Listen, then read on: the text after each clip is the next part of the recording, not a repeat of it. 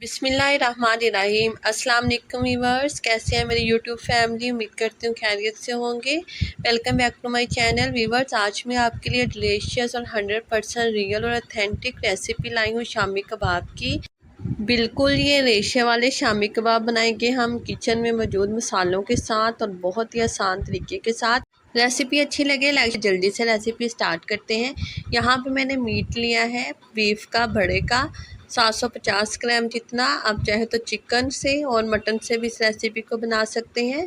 इसमें मैं वॉश की हुई दाल चना ऐड कर रही हूँ 250 ग्राम, एक पाव जितनी। अब मैं इसमें नमक ऐड कर रही हूँ 1 खाने का चम्मच भर के। साथ में हल्दी पाउडर ऐड करूँगी यहाँ पे मैं आधा चाय का चम्मच। साथ में मैं लाल मिर्च पाउडर ऐड कर रही हूँ इसमें छोटी चम्मच, जिसे चाय का चम्मच बोलते हैं, वो 1 अदद। और साथ में इसमें मैं लाल बटन मिर्च जो होते हैं गोल मिर्च, वो ऐड कर रही हूँ 7 से 8 अदद। लहसुन ऐड कर रही हूँ यहाँ पे मैं 1 गट्ठी। अदरक ऐड नहीं करी, वो बाद में ऐड करेंगे और कब ऐड करना है मैं आगे चल के बताऊँगी। साथ में मैं यहाँ पे चंद टुकड़े दालचीनी के ऐड कर रही हूँ, 1 बड़ी इलायची ऐड करूँगी। पानी ऐड करूँगी इसमें मैं तकरीबन 3 गिलास जितना। पानी ऐड करके इसको मैं कवर लगा दूंगी और लो टू मीडियम लो पे मैं इसको कुक करूंगी तकरीबन 1 घंटा के लिए, क्योंकि मुझे गोश्त और दाल अच्छे से गला हुआ चाहिए। आप चाहे तो प्रेशर कुकर में भी इसे गला सकते हैं 15 मिनट के लिए जी। इसको मैंने एक डिश में निकाल लिया है, इसका आप टेक्सचर देख सकते हैं। बस इसको मैं थोड़ा सा ठंडा होने दूँगी जी। यहाँ पे मेरे पास एक लकड़ी का है कूटने वाला, इसमें मैं ऐड कर रही हूँ। आप चाहें तो खुले बर्तन में इसको ऐड कीजिएगा और इसको लकड़ी के इस कोटने की मदद से अच्छी तरह मैश कर लीजिएगा। हमें जो बोटियाँ हैं वो अच्छी तरह इसको कूट के मैश कर लेनी है, बिल्कुल ऐसे ही, ताकि जो बोटियाँ हैं उसके अच्छे से रेशे बन जाए। दाल तो बिल्कुल गली हुई है, वो तो चंद सेकंड से बल्कि हाथ से ही मैश हो जाएगी जी। व्यूअर्स आप देख सकते हैं स्क्रीन पे, बस ऐसे ही हमें चाहिए, फिर ये अच्छे से रेशे वाले कबाब बन के तैयार होंगे। अब मैं इसमें ऐड कर रही हूँ 2 खाने के चम्मच जितना कटा हुआ हरा धनिया और 2 खाने के चम्मच जितना ही इसमें मैं पुदीना ऐड कर रही हूँ। साथ में मैं अदरक ऐड कर रही हूँ यहाँ पे 1 चाय के चम्मच जितना और 4 हरी मिर्च का मैं पेस्ट ऐड कर रही हूँ। यहाँ पे मैंने एक मीडियम साइज़ का प्याज लिया था, उसे चॉप कर लिया था बारीक, वो ऐड कर रही हूँ।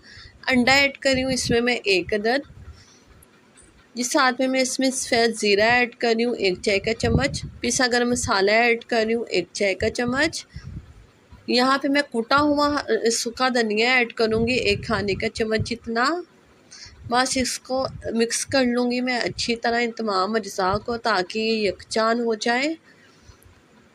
बस हमने इसको अच्छी तरह मिक्स कर लिया है और आप देख सकते हैं इसका टेक्सचर इस तरह का होना चाहिए। अगर आप recipe step by step follow करके बनाएंगे तो कभी भी कबाब फ्राई करते हुए टूटेंगे नहीं। चलिए इसे हम कबाब की शेप दे लेते हैं। यहाँ पे मैंने 2 खाने के चम्मच जितना मैदा लिया और मीडियम साइज़ के यहाँ पे मैं कबाब रेडी कर रही हूँ।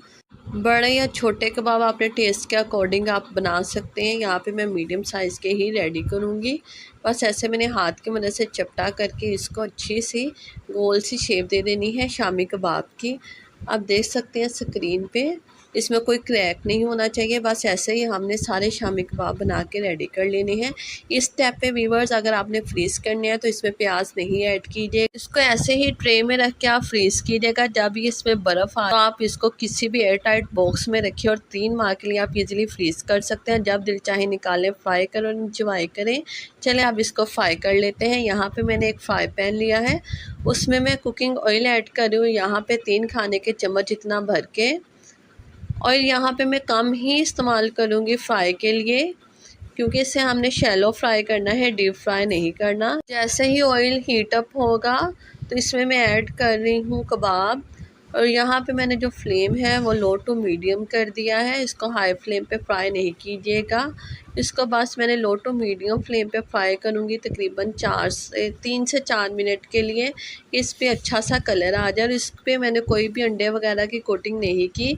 अंडा मैंने इसके अंदर ही ऐड कर लिया था। इसको मैं ऐसे ही फ्राई करूँगी और खूबसूरत सा इसको गोल्डन ब्राउन कलर दे दूँगी जी। इसको मैं सेक रही हूँ एक साइड से 2 मिनट के लिए। अब इसको मैं टर्न कर लेती हूँ, इसकी साइड्स हम चेंज कर लेंगे।